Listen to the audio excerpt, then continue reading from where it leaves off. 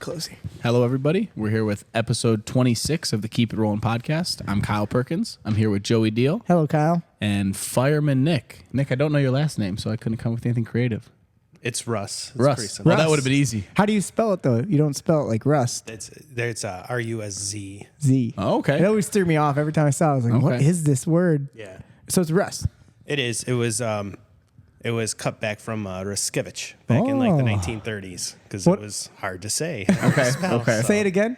Russ. No, the cool one. Ruszkiewicz. Rust. And is that German?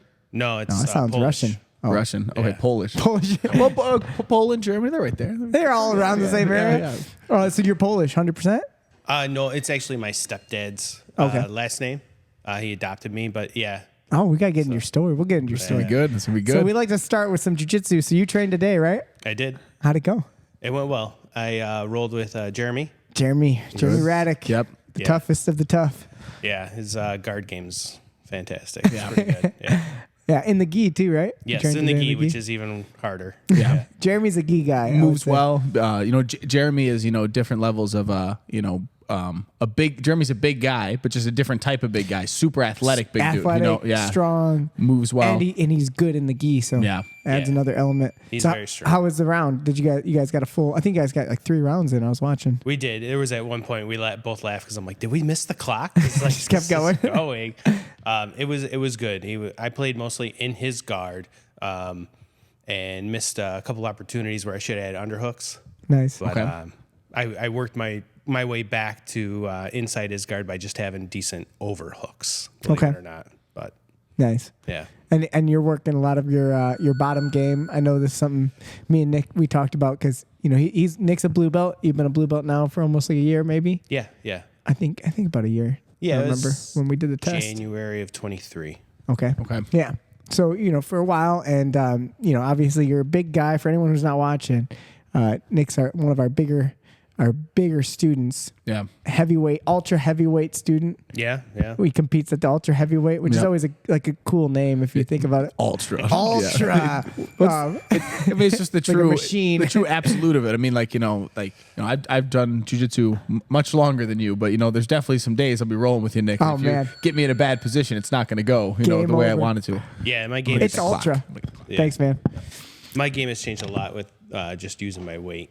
Yeah. The idea of like making sure they're holding my weight if they want to play guard against. Yeah. me, you Well, know? it's cool. We talk about it, like me being smaller, it's everyone can use their weight appropriately. So then realistically, as a bigger person, you can actually be more vulnerable because if you use your weight inappropriately, you put yourself in once you get Oh, yeah. toppled one way or the other, there's no recovery. right. But then once you learn as a big guy, learn how to use your weight appropriately, it's such an asset. There are some assets to be a big guy for sure. Yeah, and honestly, you're a very good level of like being big, but not being super rough. I mean, No, you're good. You're fun round now. Definitely not the nicest guy, Well, but I'll I wouldn't. say- You're not rough. You're not elbows in the face or palm. But I'll say he's also evolved. You've gotten so much better. Yes. And, that's the reason why I brought that up is because, since your blue belt, that was our big, we had a talk together and we're like, all right, what are our goals? Now your goal is to be comfortable on bottom. Oh yeah, yeah. So for sure. I've it's been working about on a that year lot. now of you I watch every time he rolls, he plays a little bit of guard. Good. You're practicing Yeah. some stuff that is just naturally not intuitively, it's not easy to grasp with the bigger you are. The bigger you are, the less likely you are to enjoy the guard. And, Yeah. and why would you? It's gonna be hard for someone to force you there. Yeah. I like playing guard. I think I've been mixing it up a lot where I like to play like stand up for a little bit and Nice. then like, okay, I'm going to go into guard instead of just dropping straight into guard, Yeah. like just working the round instead of going, okay, 5 minutes of guard. Like, no, like I'll play a little bit stand up for a minute. Nice. And if it's not going anywhere to my advantage, then yeah, I'll go sit in guard, Which is fun to watch you with Matt, who's Mm-hmm. another big guy, and it's cool to see all the big guys. I like try to put them together, see how they match battle up it with out. each other, Because it yeah. reminds Yeah. me more of like a King Kong and like Godzilla battle. Well, so do you have this problem, Joey? It's something I've always noticed with bigger guys is we have something where like everyone goes to roll at the end of class, and then like you'll see like 5-6 people sitting off to the side. And I said this to people the other day, like the only amount of people that should ever be sitting out is 1, because every other number should mean 2 people can roll. And then sometimes it's because people don't like to roll with each other. And a lot of times big guys will be like, no one will roll with me. And it's like, usually it's because big guys won't roll with other big guys. And then it just really it limits a lot of the thing. That's what I noticed that a lot. And I wouldn't say you do, but I mean, that's, yeah. What's your thoughts on that? As I do jiu-jitsu more, I hear about this 80-20 rule. Okay. So 80% of the time you should be working your game and working with somebody that maybe isn't as technical as you. And 20% of the time you should be working with someone that is more technical than you. So after I get done with a fundamental or an advanced class with Matt, and Matt challenges me very well, I'm back to like, okay, I should be playing in my 80% now. So maybe I'll start to look for somebody in the next weight class below me. But that's my thought process. Most of the time what happens So basically saying big guys want to go with little people. Yeah, right. You know, like 80% of the time that was the best roundabout way I could say that. It's funny that you brought this. You brought that. So I was actually having this discussion with someone the other day about that 80-20 principle, because the Pareto principle goes to a lot of different. But it gets thrown around often around here. Yeah, but that 80-20, 80% of the time, all the time, 20%. You know, I use 80% of these 4 fingers, and 20% of but so. When you're grappling with someone, I think when you're a lower belt, that idea of going like 80-20 is almost impossible. It's going to be 100% you lose. Everyone's better. I thought about that too. You know, and so like the 80-20 thing only becomes like a decision you can make when you're really good. And then when someone brought it up to me, I was like, so like just bringing up these last 2 days, I've been training full sessions with Giuseppe, who is just, I would say, you know, just really good and bigger than me. And it's just a solid 25 pounds heavier than you, right? Would you say? Yeah. And it's maybe 20. He's been nice and been saying 30, but I think it's more like 20. Okay. But yeah, but so I mean, if you're 70, he's about 95. I thought maybe 90. Maybe he's 90. Yeah. Yep. And so, and you know, I was literally thinking about it yesterday. Like, I'm sure I had my moments and I'm being down on myself, but like to have a whole session where I lost like the whole time, that's kind of awesome, man. I don't get to do that often. And you know, it's like, that might be better than having one where you're doing well the whole time, you know? And that's your 20%. And I think a year ago, I couldn't even apply that rule. You know, it's like, okay, well, you know, you didn't have the get skills who you to get, you know, whoever wants to roll, which is fantastic. That's how it should be. But you get tired, you get hurt. But touching back on this, and we'll talk more about your jiu-jitsu and how you got into this in a moment, but I like this idea of like, because me and Kyle do not have the perspective of you as being the bigger guy. You 99% of the time are the biggest guy on the mat. True. So from that point of view of like what Kyle was saying, when there's people sitting out, you know, I have conflicting thoughts on it, because I do feel like my instinct tells me, and as a teacher, as a school leader, is that the reality is I shouldn't force anyone to roll with anyone. 100%. So like when you have someone very, very small and new, and then you have someone very big and new, it's not like I have to be like, come on guys, we got 3 people out. We can't have 3 people out. Like, realistically, I think there's a smarter way to do that. And I think there should be a level of, matchups. And also self-control. So you can choose not to roll with anyone. I would never make someone roll with someone. You know what I'm saying? But new, that doesn't mix it also, well. it's all super dangerous. But also it's like, that's the goal of jiu-jitsu. How cool is jiu-jitsu when it gets to the point where you can go and roll with Deanna? Deanna's 100, not even 100 pounds, 90 pound, teen. Yep. And then you're a full grown ultra heavy. You guys both should be able to, and not only just roll together, but have some productive work. That's the goal. Exchanging techniques. Which is why when you got your blue belt, which you deserved your blue belt. You did everything that we wanted in your white belt. You competed, you did everything. You learned your skills. You were able to communicate jiu-jitsu well enough to be a blue belt. But then at the same time, I still didn't feel comfortable you being that storyline. I wouldn't have wanted to throw you into but that's why I would say, why do I want you to have a guard? Right. Because you can't, if you don't have a guard, how can you have a productive round with Deanna? And a year ago, I would have been oblivious to that. Yeah. I'd be like, well, why? That's, I'll just but crush now, it. but now, no, I get it. I get it. I feel it. I get it. It's cool, right? Yeah. So, I mean, it becomes really important when, especially if you do have a small school, some people who have a really small school, you might only have, there's days when it's, you have the one ultra heavyweight and you have the one, you know, tiny little person who, how do you make them be able to enjoy the game of jiu-jitsu together? So my goal is it to be a scenario where everyone can roll with everyone. But at the same time, you got to be a little more realistic about it at first. They have to be able to play first before we just throw them out there like that, That's the thing. You got to learn how to play and just learn how to roll with anybody. Like, I could roll with TJ without worried, killing him on accident. Yeah, I might put him up and levitate him a little bit and watch his face change, but I'm going to let him work. Yeah. I know I outweigh him by 200 pounds. I get it. Yeah, and like what benefit can you have rolling with TJ? You definitely can if you think about it. You can play where you like let him move and you got to try to keep your legs in front. You can play these games that are really important. Sure. See you, Axel. See you, dude. Axel just got done training. We'll talk about you on the podcast. See you, man. Got a fight coming up. He's ready to go. Yeah. Dressing suave. Looking good. Awesome. Yeah. We'll talk more about him later. Well, so you said, just a little bit ago, like you wouldn't have had that perspective, a year ago. Yeah. So I guess that would kind of lead me into asking, like, well, then, why did you start jiu-jitsu and what was your perspective back then? Like, what would you say your perspective was? My perspective when I started jiu-jitsu? Yeah, what you were trying to do, what your goals were. Well, when you look back that far, like it just, I was an idiot. Like I didn't know what to expect. I had no real thought process on what jiu-jitsu is. Like it's like learning another language, really. It's like you just keep showing up and then eventually you start to learn a couple words and then you put together a sentence and then you're able to put together a couple paragraphs and now you're writing a paper. It may not be a great paper, but you're writing a paper in the language you're trying to learn. Might be in crayon. It might be in... But someone can read it. Yep. But my perspective when I first started jiu-jitsu is like, I wanted to be in martial arts. That's, something that I wanted to do for my job to stay healthy.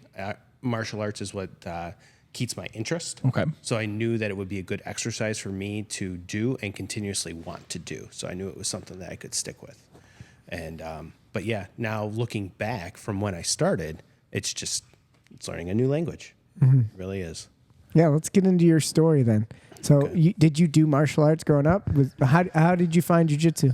I found jiu-jitsu through other martial arts. So when I was young, my dad was into Bruce Lee and his movies and stuff like that. Back in the 60s and 70s, my dad was into karate. And he trained karate? He did. He trained karate. Yeah. He was a brown belt. I have so much more respect for old school karate guys than like newer school ones. It just feels different. I just feel like back in the day, they actually the guy was waiting for someone to come in so we could like sidekick him in the head. So we actually had some legit experience. Well, it's a little side note on. Did you see the video of Chuck Norris training? No, like just recent, like just last week. Was he looking good? He's like 80. What is he? 84 or something like that. Something like that. He's mid 80s. And he's just, he's sparring and moving. He looked good. Yeah. Like, I mean, it's awesome. He tried it, because he does a bunch of stuff. He's not just like karate, but he also does like jiu-jitsu. He trained with the Machado brothers, and like judo, and like you watch him like do like a hip throw.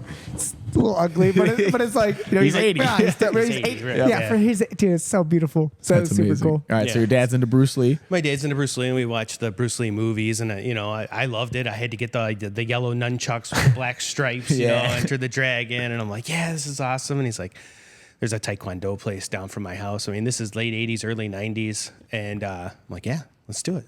I don't know what it is. I don't really care. Are you like a teenager? Or are you before teenager? Like little before kid? Teenager. Wow. So he's been doing martial arts for a long time. 9, 10, 11. Yeah, but there's a huge gap. So we do Taekwondo, and I'm doing it with my dad, which is cool. It doesn't matter what you're doing. You're doing it with your dad. It's cool. Yeah. So we did that for, I want to say a couple of years. And then that dwindled off. Schedules changed. Life happens, and kind of just fell out. And probably me. Growing up, and then went into high school, and then 2014, my dad died. Oh. And for some reason, I'm just like, I want to get back into martial arts. And I was already a firefighter and well established into my career, and I'm like, I need something to exercise anyway. Yep. You can't, when you work as a fireman, they have physical. You can go downstairs and lift weights and jog, and you can do all this stuff, and that's fantastic. Mm-hmm. You get like an hour, and really, if you really want to do it outside of your day, you got to wait till the day's done and work out. And guess what happens? Nobody feels like working out when their day is done. I got a full gym in my basement. Exactly. I never use that thing. Yeah. So it's beneficial more for me just to do something outside of my daily schedule at work. Nice. So I'm like, I'll go do, I went and looked and I'm like, I found Krav Maga. I'm like, okay. So I went and did Krav Maga for about 3 years, which was good. I mean, it was good exercise. And I learned a lot from it. It was striking and grappling. Looking back, it's shitty grappling. Yeah. I'll be honest. Not even it's not really fundamental jiu-jitsu. But it's a different mindset, the idea of the training. Intensity. It is. Yeah. In my opinion, they should just do wrestling as opposed to trying to teach jiu-jitsu. Something that's just not ground fighting, as they'll call it, like ground fighting. It's like, it's the level of understanding is low. Very low. I mean, it was good. I enjoyed it. I got something out of it. I feel like I did. And then what happened was I decided that I was going to go to different martial arts that Krav Maga incorporated. So I did a little bit of Muay Thai with Ian over at Fusion. Oh, cool. I did that for a year. And then I did some jiu-jitsu with Paul Sharp. Okay. Here in this building? Nope. Over when he was at by the Michikana ice cream store over on I think it's Larkin over there. Okay. Yeah. And it just didn't stick. I did it for like maybe a year, maybe with Paul, maybe a couple months, and I'm like, I don't know, So there was a little bit of a lag in between of time. Interesting. And then I'm like, I'm gonna get back into it, and I'm just looking for a good gym, and your gym popped up, and I was like, okay, I'll go try it. So I was used to going to places, which is one of the hardest parts, by the way, when you want to find a gym. Showing up. It's just showing up for the first class.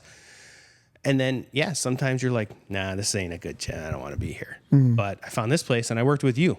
First time I was here, I worked with you. Kyle, first class? Yep. Was it a day class? It was a Wednesday? day class. It was a day class. We had probably Wednesday. this little area here, and there's... You were here back when we had the smaller gym, right? Yep. Before the bigger mat. It was still it was orange half mats? a gym. Yeah. It wasn't even, So he's old school. We'd have to move the mat all the time. For anyone who doesn't know, like if you know what our school looks like now, we have a pretty nice mat and it looks organized.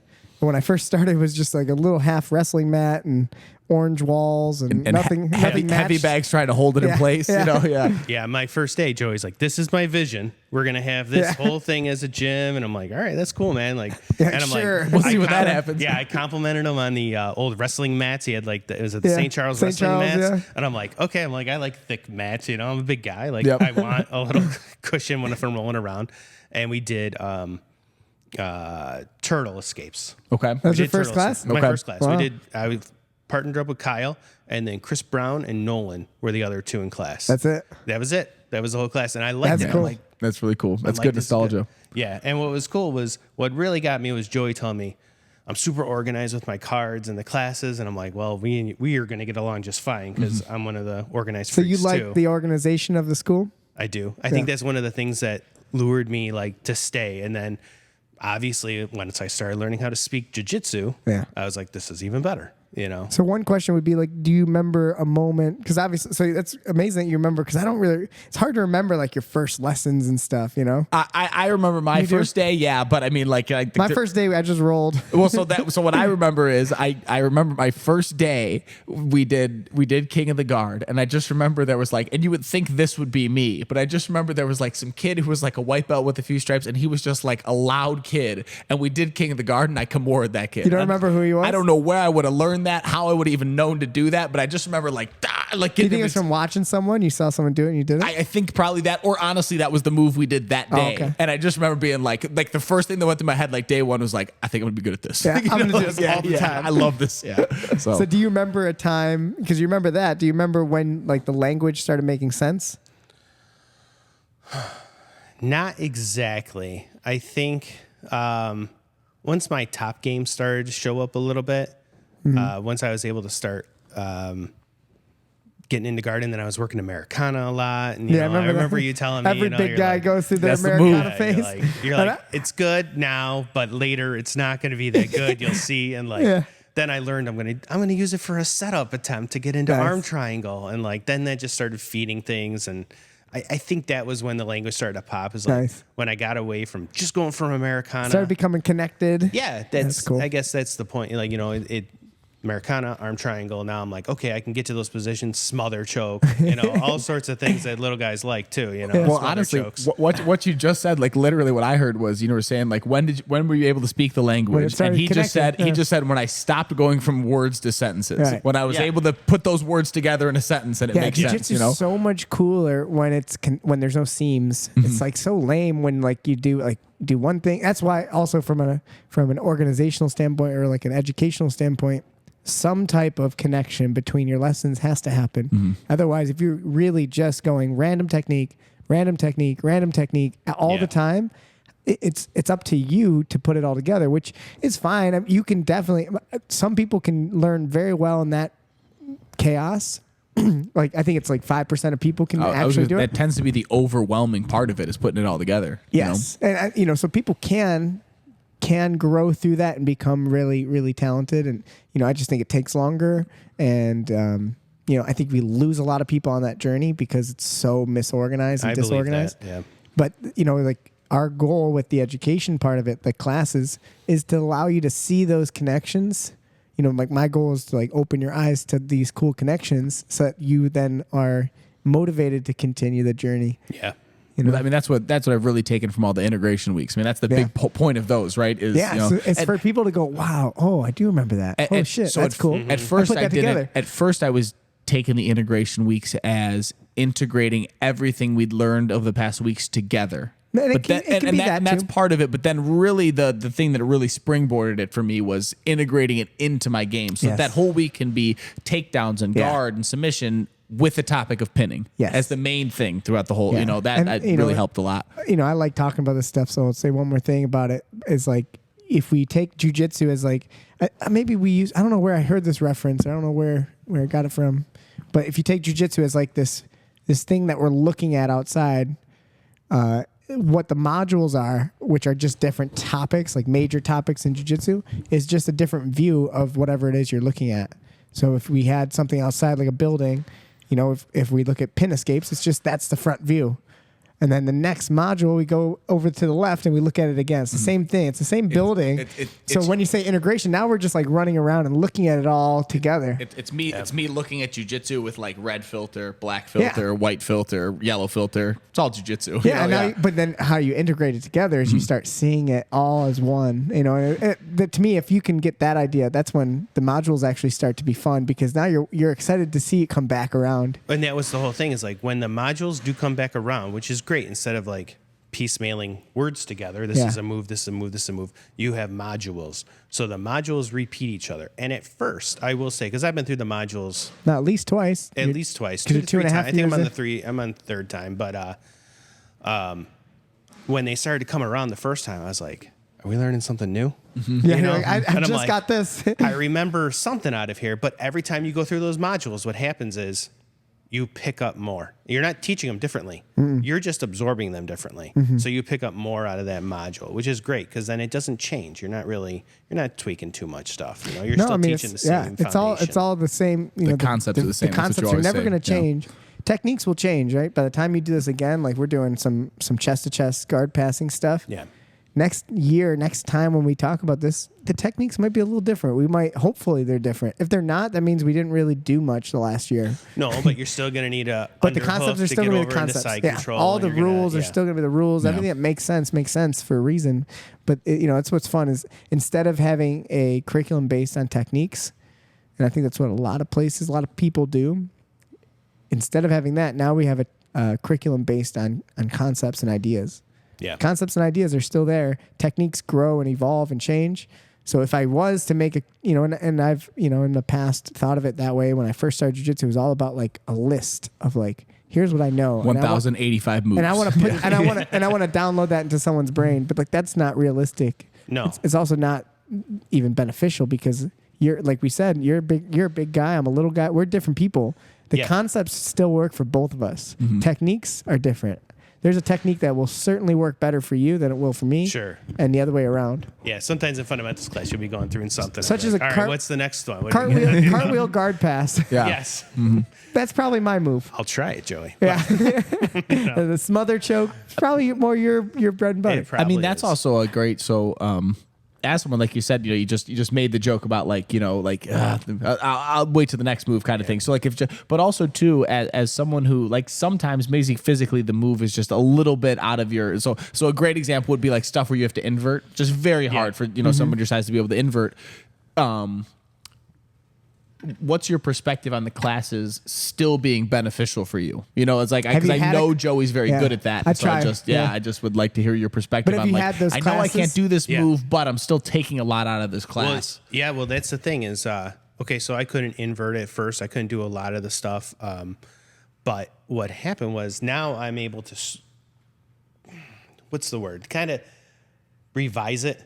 So I'm not inverting exactly the way you want. So like my straight leg control, like I don't always remember to keep my knees above their knees, but I know that I'm not going to get the leverage if I don't, so I find myself inverting actually a little bit more. Nice. I know I couldn't do it at first, but now it just seems like it comes a little bit more naturally. Like I don't know how to explain it, but you just get a little bit faster, a little bit better, even if you are an older guy like me, I'm 43 years old. You've made some started late. Good modifications to it. He's made it, Modifications. Yeah, you've certainly made it still work for you. But, there's just the reality of it. It's like an inversion for those who are not sure what we're talking about, like the ability for like someone to lay on their back and take their feet over their head and get on their shoulder points. The reality is if you have a limited flexibility with your back and you have girth, as in your belly is in the way, you will not be able to get your knees high enough to get your feet to the floor. No. Physically impossible. Yeah. And if there's a skill set, if there's a technique that we're trying to teach that's based on that, now that technique is off the table. Right. So if you're playing more with the concept, and if the concept is like leg controls, we can still drill all the same ideas, but the techniques are going to be a little bit different. It's like my guard game. Like if I'm playing open guard and you get past my shoulders, I'm pretty screwed. But can't get those legs up, right? But the idea is be good enough where they're not getting past your shoulders if they're doing inside guard passing. Like you just have to be better at that. And you've gotten better. You and Matt both are good at turtling up. Yes. So like once you get to that point, you guys just go nope, and you get back up to your knees, and then you can pull guard again. You've gotten good at that, so it's kind of cool. It's cool to see the evolution for the jiu-jitsu is like this art that is so organic, it grows itself. So you're going to form your own game. Yeah. Even if I don't let you, even if I'm like, no, do only these techniques. No, do only which I would never. That's not how jiu-jitsu works. Why'd you bring back that Americana? Yeah. Like you are going to evolve into what you like to do because it's what your body can do. Yeah. Yeah. I mean, you can't do things you can't, right? That's how it works. How would you? So going back to like your origins and your story, so. That's a very cool story about your dad and the fact that then when he passed away and you got interested in reconnecting, almost like with him by doing martial arts again. Yeah, it wasn't even the thought process at the time. It's just like a kind of a thing, like I just want to do martial arts again. I guess it was. I was reconnecting with him a little bit. But even if you said you weren't thinking about it, probably were thinking about your dad a lot and then thinking about those times. Yeah. Martial really arts on your mind, So really cool. You're right. And I'm glad you found your you found something that made you stick to it. Yeah. Like we were saying, like you like the organization, things like that. Is the organization a big thing with your job? Yeah, let's get into Is that why you're in the... Because I know you're a fireman, right? Yeah. Are you... I don't think you're someone who's driving the truck. You're pretty high up there, aren't you? Yeah, I'm a battalion chief. Okay. So. Battalion chief. You hear Sounds that? Badass. Yeah. So explain, what's that mean? He drives the truck. No offense to anyone who drives the truck. That's awesome. I know tons of people who drive the truck. You probably like driving the truck, right? That's probably a cool gig. The truck's cool. It's not the greatest for small streets, but driving a truck is, that's tough actually. Yeah. It's a pretty hard job. So people aren't lining up to drive the truck? Not all the time, no. Well, especially too, I do have to say, it is wild. People do not pull over for ambulances and fire trucks anymore, I do. I do all. I mean, I'll cut off 7 people to do it. I mean, people are nuts, man. Yeah. Whenever I hear it, I freak out. Yep. Yeah. No, I'm in the SUV. Okay. So I follow basically. So you're the guy who shows up first and goes, "Yes, that's a fire." Yes. We'll wait till the truck gets here. Battalion. My job primarily is to manage resources. Okay. So I basically, we pull up and I have an engine. Engine goes in. We have a fire. They go for suppression. We team up the ambulance with the suppression crew, which means, they're bringing in hose lines. They're going to water on fire, suppression. Yep. Truck shows up. I say, all right, what's more important, rescue or ventilation? Depends on the fire. I tell them, okay, I need you to vent the roof, you know. Then another engine shows up. I said, all right, get a second line. We make sure they got a hydrant, get a second line in there. Then another truck shows up, and I say, all right, now we're going to do search and rescue. Let's get a primary search and rescue. Then another engine shows up. Like, we get a bunch of engines and trucks and ambulances on a confirmed fire. I think we're up to like,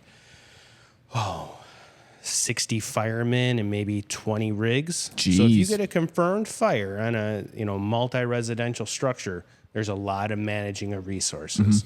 Luckily what happens is we get more battalion chiefs. So I get a battalion chief. I go, your interior command, your safety, your RIT. RIT is another thing. So a RIT is a rapid intervention team. Okay.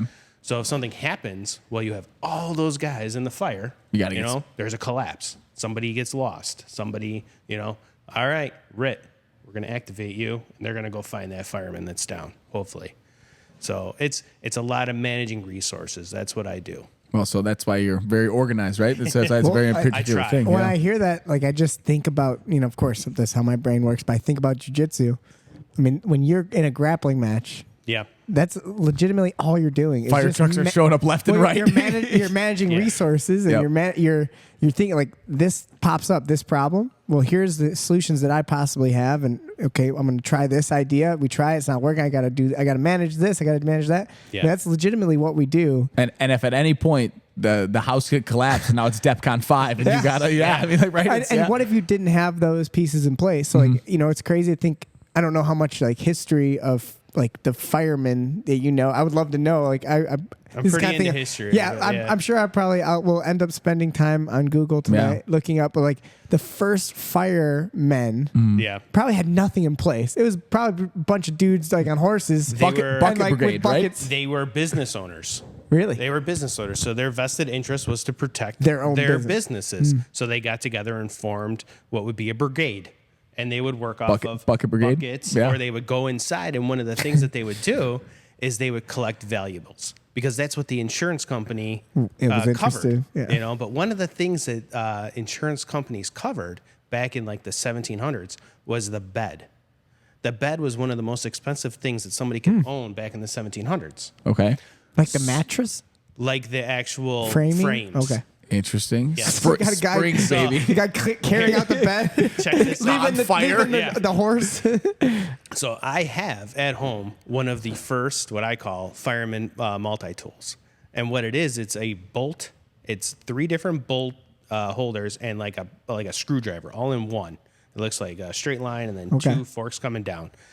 And what there was standard bolt sizes for beds in the Americas. It was like 14 or 16 millimeters.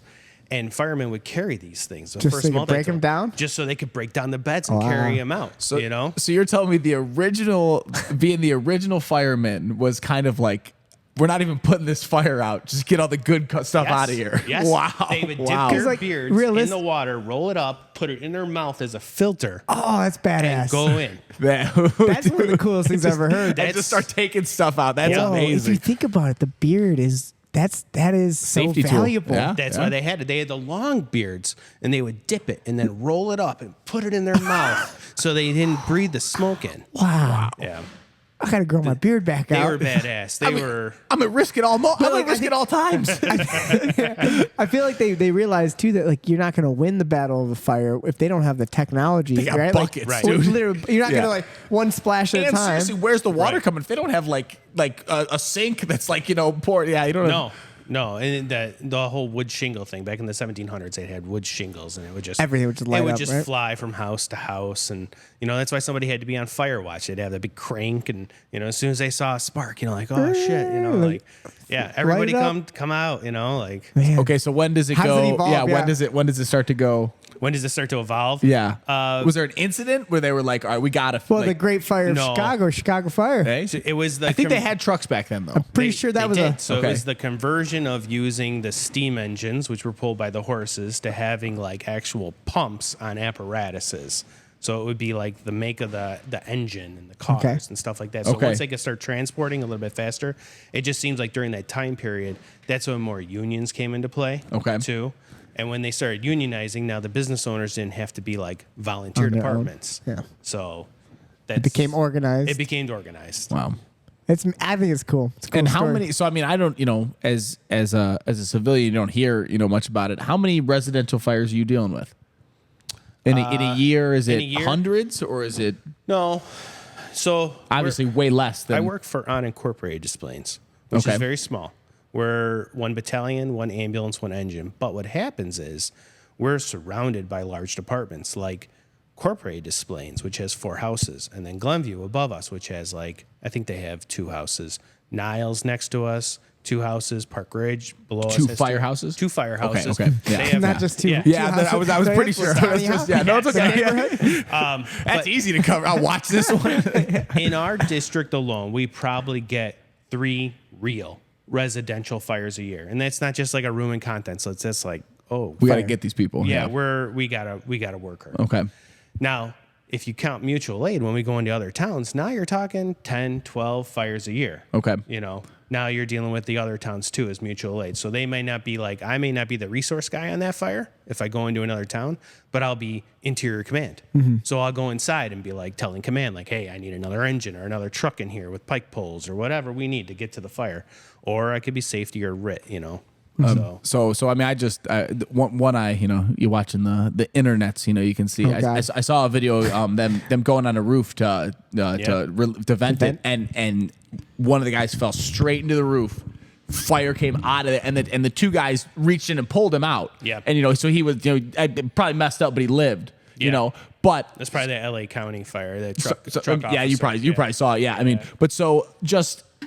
Obviously, the people in the fires who are there might lose somebody every once in a while. But do you guys lose firemen a lot? No. I mean, obviously not a lot. Are you talking about death? Yeah, I mean, just seriously, them going, I mean, you're dealing with a dangerous situation. Most line of death duties are volunteer departments. They get into car accidents, responding to a call because they're in their own private vehicle. They get cancer. Presumptive. You get cancer as a working fireman. It's presumptive. It was caused by some carcinogenic that you probably took and caused some sort of cancer. So if you die because you had cancer while you were a fireman, well, that's a line of duty death too. So that counts. Those numbers go up that way. But how many firemen actually die in a fire? Yep. Around here, it's low. Very good. It's low. I mean, I would expect that. Yeah. Which also speaks a lot to our safety, our organization, and the way we run the calls. Because if we were all over the place, you'd have higher numbers. For sure. And if you go back, I'm thinking about that video. If you go back and watch that video, I bet you, because a lot of truckies, Chicago included, they don't wear their packs up on the roof. Oh yeah, he was totally packed up. Yeah, just too heavy, right? There's a pro to that. There's also a con, because if you fall through, now you don't have your air pack with you. I couldn't believe they got him out. I mean, it was it'd be heavy, but that's just being on the ball, man. Yeah, yeah. What you guys do? That's what you're doing every day. And I've done this before, where I've told even firemen that I work with, about jiu-jitsu and this and that. That is a active meditation. When you're fighting a fire, there's nothing else that can be in your head but your job. Same thing on the mats. When you're getting pounded, there's nothing that can be in your head except I'm doing jiu-jitsu right now. Yeah, presence of mind to be focused on the task at hand. Yeah. And I think that's your job. Yeah. But it's interesting, if I can ask you too about so as the man who's in charge of resources and what we're going to do, how much of that is a playbook that's taught to you versus it being an organic skill that you have to develop on the job? I mean, how many choices are made that are no matter who is in the position is going to make that choice, or a little bit of I had to do a judgment call. I think this is the best choice. Believe it or not, because that just makes me think of jiu-jitsu too. Interesting, yeah. There are classes that you can go to, and they'll tell you this is the proper process for what you're doing. Depending on the type of fire you have, whether it's commercial, residential, multi-residential, they'll tell you this is the process. This is where you should put your crews. But the fact of the matter is, if you're in a resource position like I am as a battalion chief, the number one thing that you need to know is your department, your village, your district, the buildings, the construction, how they're made, how fire will spread through them.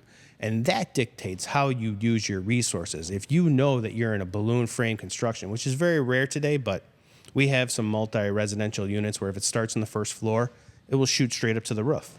Well, guess what? My first truck, we're going to go check the roof, to make sure fire hasn't spread. So it really is something that can't be taught. It has to be kind of. I take that back. Understood, It's not right? something that can be taught in a classroom. You have to know your district, understand know it. your construction, and know how to apply your resources appropriately. And luckily for me, I had a really great mentor. Nice. So I was with my mentor for probably, I think it was about 10 years I was working with him. His name was Bronco. Nice. And we called him the last dinosaur. Bronco the dinosaur. This guy, he couldn't change the. He was a bucket brigade. He couldn't change his clock. How big was his beard? It was. He had a huge mustache. It was. I mean, Wicked. it was wicked. It was the fireman mustache. It That's was. awesome. It was Hulk Hogan. It put Hulk Hogan's mustache to shame. And he was a great guy, but he taught me what I need to know for building construction. He was there since the beginning over at North Main, which is on a corporate. Well, that's what's so cool is like, I asked that question just, again, everything for me is, my whole world is through the lens of training, martial arts, and jiu-jitsu. Like there is so much of that. Like you come to a school to learn jiu-jitsu and learn martial arts. Yeah. But how much of it is actually another person, a mentor or a teacher to teach you versus them helping you figure shit out. Yeah. Really understand things. Like I can tell you in that case, like hey, you got to understand your buildings. Right. But then you have to then go do that. Exactly. Right. So Exactly. there's no playbook. At the end of the day, like there's a playbook. There's like, okay, this happens. This should be our response. But you have to be smart enough to make the right call. Absolutely. And that's how fighting is done. Execute Yeah. it. Yeah. You know? Well, and the opposite would be, so like one of the guys I was training with the other day is a pilot, and he was just talking about like when things go wrong for them, it's like they by law have to like pull out a manual, and it's like step 1, do this, step 2, check this, step 3, check this, and that's just a very different sort of like Well, and I think, but then at the end of the day, like who's that one guy who had to land the plane? we were Sully. talking about Sully. you know? So that was so like he probably did that, but then he was like, all right, here's my judgment call based on my experience. Well, has to but the be- problem that happened with him, I mean, I don't know if you saw that movie. Nah, and he just I didn't watch it. Okay, so like the a good movie. the movie's very good because the movie's very good at breaking down. They made them listen to the audio of them doing the transcript, and they time it out. The audio in the movie is exactly the time of the flight log. Okay. And so they had a bunch of people do what Sully did, and every single one of them, when they got hit by the planes, they turned the plane and they were able to land at the airport. And they were like, he didn't have to land in the water. So what's your point? Well, so then his argument was, he was like, you don't realize when something goes down like that, you have to, in a moment, start to make decisions as a human, You have to and make that's human not decisions, right. that's not an immediate like thing that you do. So that was why, like, they almost put that guy in jail. I don't know if you know that was No, I don't yeah. Because he didn't follow procedure. Yeah, Gotcha. Yeah, so like Did everyone it's survive? everyone survived. Yeah. So fuck off. He did a great job. He did awesome, Yeah, right? 100%. But like as the company goes like, you damaged our $1 billion plane, Right. and you did, so yeah. Gotcha. It's always damage, yeah. Yeah. Well, Crazy. you make a choice. And Yeah. You live with your You choices. land that plane, Sometimes baby. you will get guillotined when you take a shot. Uh-huh. Sometimes you will mess up. You just got to keep going. But I mean, you make a choice. You have to go. No, I mean that's what experience is. That's one of my things with jiu-jitsu is I see a lot of similarities between what I do in my daily life and jiu-jitsu. And I think the organization that I put into my job and the organization that you teach me with jiu-jitsu, like I think that's why I feel successful going forward. That's awesome. Like it's just, I can relate it to different parts of my life. It's just, it works. It's it one works of for me. my big goals, for myself, obviously, is like to see where other parts of my life can be benefited by my training. And I see it a lot with like simple stuff, but in general, it's like everything in my life could be potentially understood through the lens of what jiu-jitsu does, which is to identify problems and then come up with good solutions. And then when things go either good or bad, you just do that again. And then you do it again and you do it again until either you've won. And what is winning in life? I guess, I don't know. There's really it just goes until it ends. Same thing. Surviving. Right? We don't, we don't ever get to the end, Right. Well, what's winning jiu-jitsu? I mean, there's winning a match. A match, yeah. But what is winning jiu-jitsu? Jiu-jitsu is surviving. It's just getting better, To me, I like jiu-jitsu, like we win it by being the last person on the mat 10, 20, 30, 40, 50 years from now. It's like whoever survives it, that's the winner. Yeah. So it doesn't matter if you get tapped out every single day.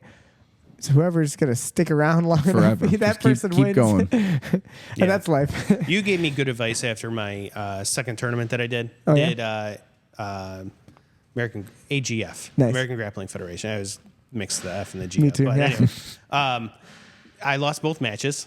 I should have done better. I was a fresh blue belt, so I'm like, crap. I remember going into Competing up a level a little bit. Yep. Yeah, and I'm like, oh, you're leveling up, and I'm like, yeah. I'm like, what does that And mean? you did it right away too. I Got your learned blue what that belt and meant. you jumped right in. It's like, oh.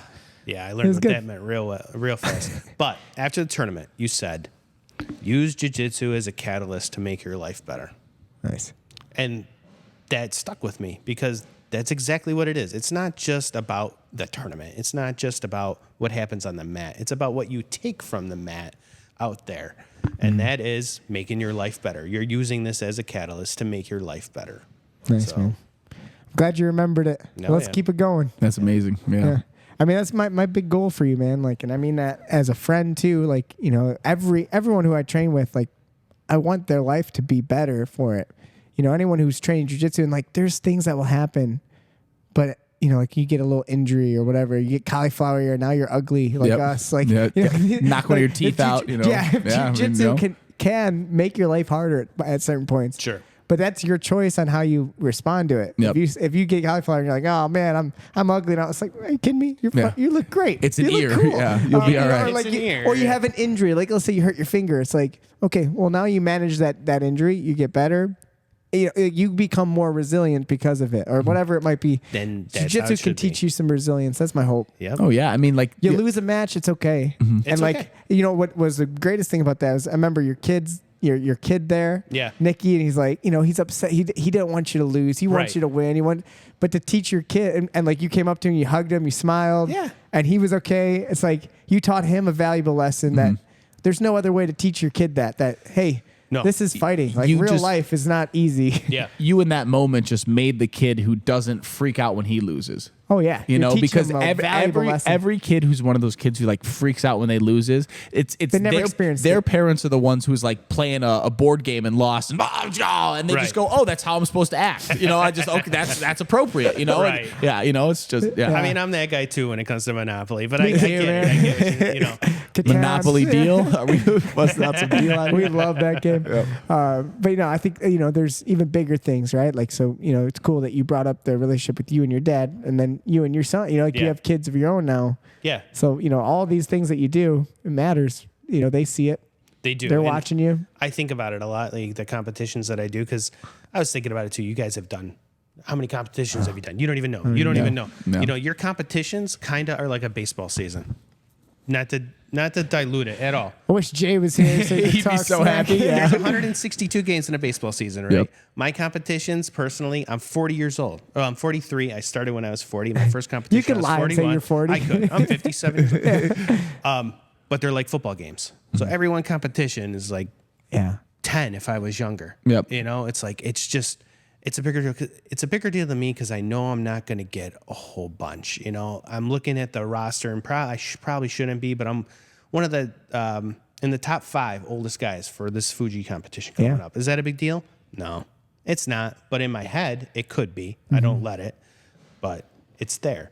And it's just like, I need to make the most out of the time that I have. Jiu-jitsu I always want it to be part of my life. Nice. And it can be. But the comps, I don't know. It's finite. I don't know. You know, like they it's have, definitely a finite amount of times you're going to do it. I feel that way. So like they're, Make them count. Yeah, I try. and you know, it's good to hear that from someone who's, you know, you're saying like, man, I really feel it now because I feel like I only have like, you know, it's like I said, like a football season. You feel like you only got like 16 left, you know, and me and Yeah. Joey got like 162 left. But like nobody's got the I mean, you know, everyone always says, but like a lot of people don't have the real perspective of like, I mean, like, you don't know. I mean, Could be our last one. Yeah, it could be No. your last one. You know, you could get injured, and you know, when you're a kid, you're told so much of this, like you can be anything you want, you can do any, and a lot of that has the like the allure of like there's no time limits on anything. You got all the time in the world to do whatever you want. And it's like, no, by the time you're like 25, you better be a really high level athlete at the sport you want to be, or you're not going to be good at that. No, you're not gonna Do you- be a pro, Do you want to yeah. be a business like person? You better have went to college by the time Which, you're, you know. we got to be careful. Of course, you could, you know, that's not to deter someone who's over 25. No, You I'm just can still saying, like, yeah, have but- a great life Yep. in this, you know, but everyone has a finite amount of time. Yeah, and you got to get after it. Right. You Quit know, wasting your yeah, goddamn don't waste time. any of your time. You know, yeah, I mean, it's really, really important. You know, Which I love that you at your age, sees that like, oh man, like I only got a few more. Let's go. Let's train hard for this. Yeah. Let's get ready. My kids are going to look back on this and, when they're 40 and be like, my dad was competing at jiu-jitsu when he was 40. Like, They'll have no he was a excuse. madman, And I like that. I like that idea, but yeah, it's true. That's awesome. I love that. Yeah, that's why I want you to feel that almost like obligation, responsibility is probably a better word, to yourself, to your kids. That way when the time comes, you can say to them, yeah, I did that. Yeah. Or you don't do it, and then you have nothing to say when your kid says, I don't want to do something hard. Yeah, me too. Yeah. That's the whole thing I want. I didn't want to do something hard either. Let's get ice cream. Let's get ice cream, son.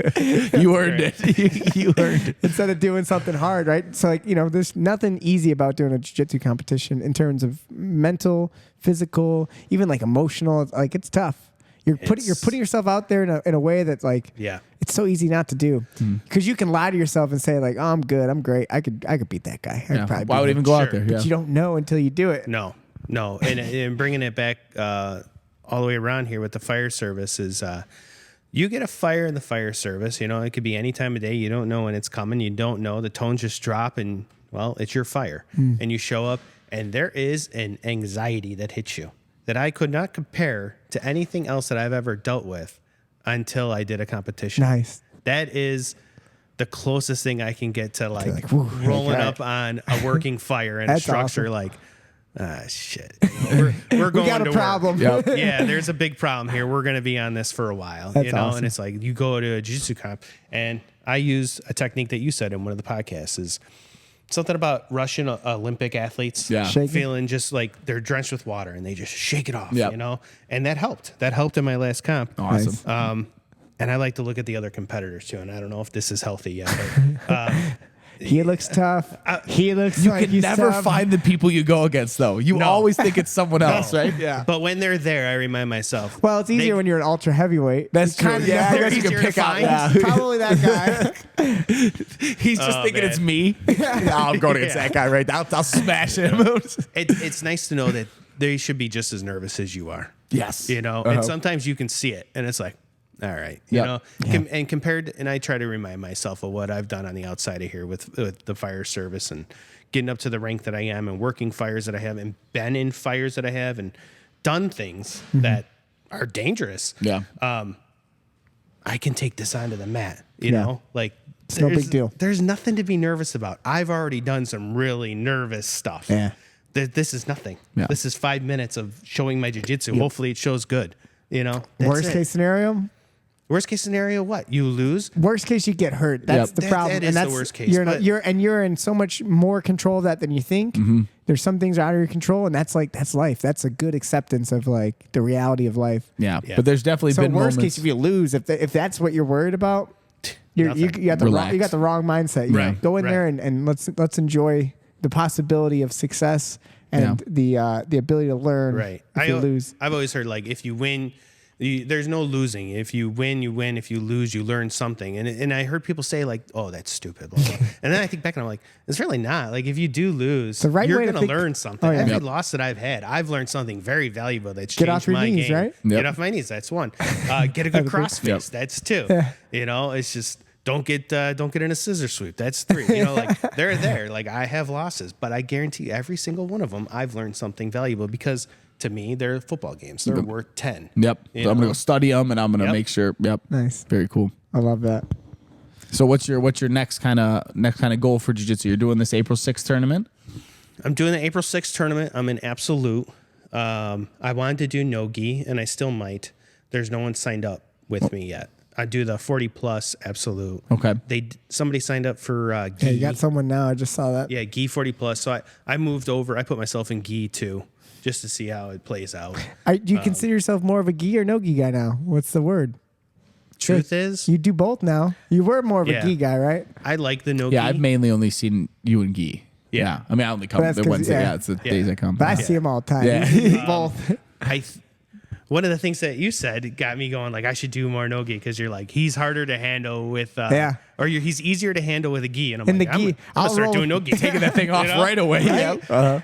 Yeah, if I roll with you in the gi, it's like I can handle the pressure of your size. Yeah. But no-gi, and someone said that there's a video going around, but someone was talking about, who is it? It's the guy who just won the trials. Owen Lindsay. Yeah. Owen Jones. Owen Jones was talking about why people like no-gi is because it kind of evens it out a lot more. Yeah. An athletic guy who doesn't know what he's doing can give someone who's really good a hard time in no-gi, but then in the gi, it's just like you lock it's them skill. down. It's like once you get a hold of someone, it's really tough.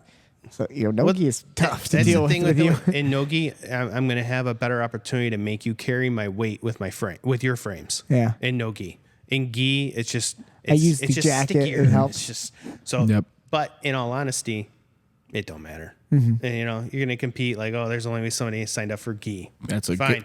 good mentality, bro. Let's do gi then. It's your choice then. You made the choice. Yeah. He saw I was in the other one. He could have signed up for the other one too. That's on him. We then. do both. We're good. Yeah. Challenge accepted. Whatever. That's fine. It's a great way to think about it. Awesome. So we'll get you out there with the team in the 6th. That'll be really cool. Any other big goals with jiu-jitsu? Or do you feel like do you feel complete in terms of, in 2014 when you had that desire to start training martial arts? Do you feel like you found that?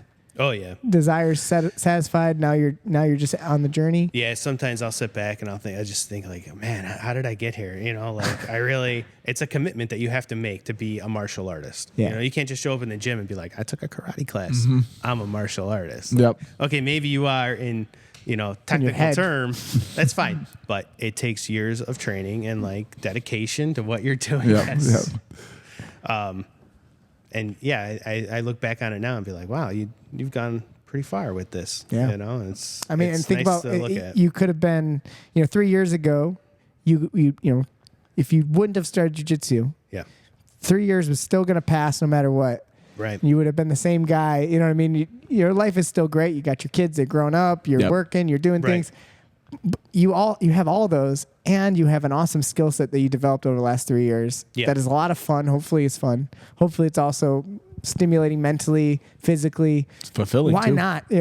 So anyone who's not doing jiu-jitsu, I'm just telling you, like you mess it up. Your life is still going to keep going on. You might as well just add jiu-jitsu to it. If you're not doing jiu-jitsu, you're missing out. You're missing on something, and you should at least try it. Training. At least try it. Yeah, and maybe jiu-jitsu is not that thing. You got to train something else, but you got to train. You got to be active. Something. I don't know what it is. If you're a swimmer or runner or whatever, but you got to train because you're just going to be a better person.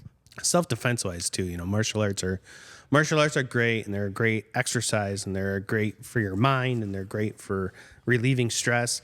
If you want to learn self-defense, I'm not going to tell you that this is my personal opinion. Lay it right out there.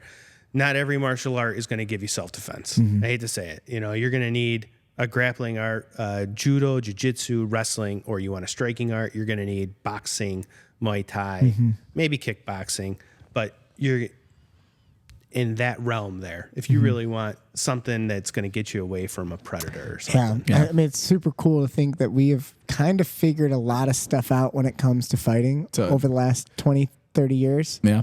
Since, the evolution of MMA. Human combat, right? Yeah. And we really know what's not real anymore. It's not going to work. But back in the 80s, it was kind of, Wild West. But yeah, cage fighting was just hidden. There still was people in the 80s who believed in like mental, chi stuff that would stop someone. Yeah. Like someone I could redirect you energetically, not touch you, but you fall down. It's like even that when was some legit stuff that people believe. When you see those videos now, they're all even old school. Like no one's even pulled that off anymore.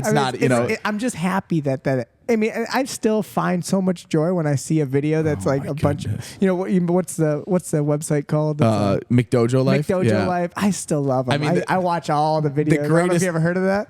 No. Yes. It's great. The greatest one ever is the guys who all they say they can make force fields, and then they have the one lady do it, and the guy comes full. I mean, he takes her out so bad. And he starts like seizing up, and they start telling her afterwards, like, you didn't do the force field right. You know? I think he said like, you didn't do it right. He's like, where was your tongue? Was your tongue up? Your tongue down? That's the problem. And no matter what she says, like, you should have your tongue up. Yeah. The other one is that the pressure point martial arts. Yeah, you know, another thing that's just. I know there's pressure points, but like if you're going to be able to execute that in a dog fight, like, let's see it. Damn, dude. There's a reason you've never seen it. Right. Well, and if you could do it, I would know who you are, and everyone else would know you too. Yeah, and you would also be in Star Trek.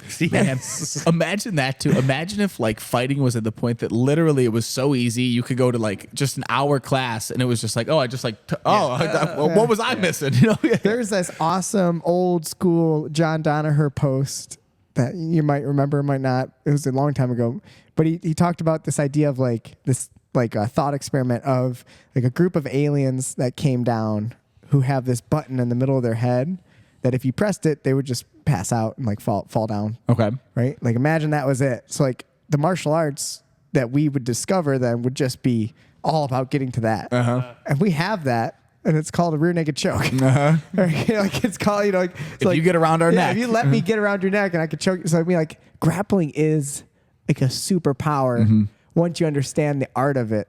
Because if you don't know shit about grappling, it's like, man, it is just a button there that like you're not going to stop me from getting to it. Right. I don't know what to say, but this reminds me of after Gaethje fought Khabib. He was just saying he's like in any other era I would have beat him. He's like, give me like a spear or a sword. He was like, Gaethje said that? Yeah, he's like, I was so much faster from A to B, but he's like, once that motherfucker grabbed me, he's like, I just couldn't. Over. Yeah, he's like, I couldn't. He's like, it wouldn't be like that back in the day. You know, it's just like a funny, What a baby. Yeah. He's so upset he lost. Yeah. Well, Nick, I'm so glad that you took the time to sit and talk with us. Is there anything else? What else, man? I feel like we were doing this. We did this with Ian. We asked for like a quote. Yeah. I know it's a lot of pressure to put on someone to just think of a quote on the top of your head. You had already some really great stuff that you said today. But if there's anything you want to kind of finish your podcast with, I thank you for doing this. You've been awesome to have on the mat. Thanks. You know, I mean that. Like when you first started, I remember us kind of butting heads with certain things. Like I think it was that you having a background in Krav Maga and asking questions that were like almost combative of like, I don't know, this and that, and offensive to your ideals, right? And honestly, I love questions. I love also. Like me and Kyle, we talk about this all the time. We just like to argue. Like me and Kyle will legitimately go out to lunch together and just like pick shit to argue about for fun that we don't even care about. Just for fun. So like I like when someone says like, what about this idea? And I remember you used to have a lot of that. I did. And it was really fun for me.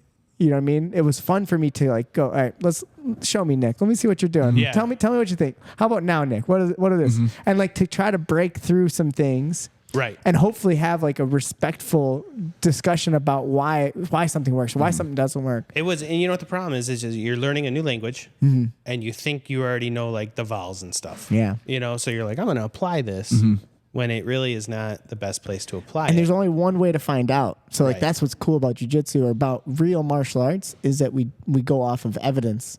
Yeah. Right? Like I'm sure just like with your job, someone comes up with a theory and idea. It's like, well, let's see, does it actually work? Yeah. We can look that up. Yeah. We can figure this out quickly. If Nick went, can I do this to escape the armbar? And you just went, no, that didn't work. All right, next question. Yeah. You know, it would be like, no, you go, well, come here, try it, dude. Yeah, you know? Like, can I bite you? I was like, let's find out. Shove my calf in your mouth. Yeah. I mean, it's just fun. So like, you know, I as the evolution of your jiu-jitsu, it's just been such a blast to see you like embrace and have fun and you've become a really great partner for everyone. You are the big guy leader right now. Yeah. You help with Matt. Matt's gotten really good. Matt's gotten really good, yeah. You know, and he's a good athlete, big guy. We have now Philip. I want you to get more involved helping him out. We got these big guys. Big Josh now. Big Josh. David. Oh, man, David we got some big boys for David's knees, And it's fun. I look forward I want to you to take challenge. that responsibility of, leading the big boys. Yeah, I always love training with you. I know I come in. It's like they're hard days that are fun for me when I get to come in and train with you. So I really enjoy it. Get after it. And I often if this is going to work against Kyle, it will work against mostly anybody. You know, good luck. Yeah. Well, so you've been. We were mentioning it before. I don't know if you brought it up. I said it right in the beginning. You are the first fireman that we've had on. We've had a few different police on. Okay. We had a couple police. How about rivalry? Give me That'd your be good. opinion. I'll just put that out there like that. What would you say to the ossifers out there? Rossifer officers. Stop messing with my sight. I'm trying to keep it. No, they're all pretty awesome. They're great guys to grapple with. In fact, usually if I don't know everybody in the room, sometimes I'll always gravitate towards a cop or another fireman, obviously, or just a cop. Like today I worked with Jeremy. Yeah, police officers. It's the usually same camaraderie, right? Natural rivalry just builds. Yeah, and you know what? I think at the beginning, one of the conversations that we would have with everybody is just like, like, I'm not gonna hurt you, you're not gonna hurt me. Like we both have to work tomorrow. So that's kind of I think why we gravitate. We both know that we both respect. We both got jobs to do tomorrow. It just crossed more important jobs than grappling. What just crossed my mind though, with the position you're in, being like the battalion person, directing people around. Not that they don't have respect for each other, but just like the pettiness that'll happen sometimes between them. You are probably in a way different position that you're actually probably really working with them and stuff like that. And then like the police people, officers, you're saying? Yeah, but then the people who are like trying to put out the fire and the guy who's trying to get the criminal away from the scene. Like those guys butt heads sometimes and start getting mad at each other. But like Nick's the guy who's coming over and going like, hey, stop. It's all good. Yeah, it's just that's cool. He's fighting every police officer. Take him down. Yeah, it's great, man. That's really cool. Hopefully we can get some more firemen too in. I know we've had a few handful, but we definitely have more police officers. So if you do want to create a rivalry, that would be a fun one, is to try to get more firemen training than police officers. Yeah. No, it would be good. I think good challenge. Most of the firemen, me and Matt. Yeah. Well, I guess we do have a couple firemen that are smaller. Izzy hasn't been training much. Call out to Izzy. He probably not Shout listening. out Izzy. But he hasn't been training much. He was like our original fireman. I think it would be good for like what are those the quintuplets, like the B team versus do a quintet tournament. Quintet, cops versus firemen. Honestly, we planned this out. We had a thing. Tim and Phil, they wanted to do it too. We wanted to get like 5 firemen, 5 police officers, and have them do a grappling, like a fun event. Yeah, it's hard to get everybody here at the same time. It's hard to what's the fourth team? Because I see fourth team, cops, criminals, firemen, and arsonists. Maybe Stoners. Do we need arsonists? Yeah, fire people start fires. Well, they have.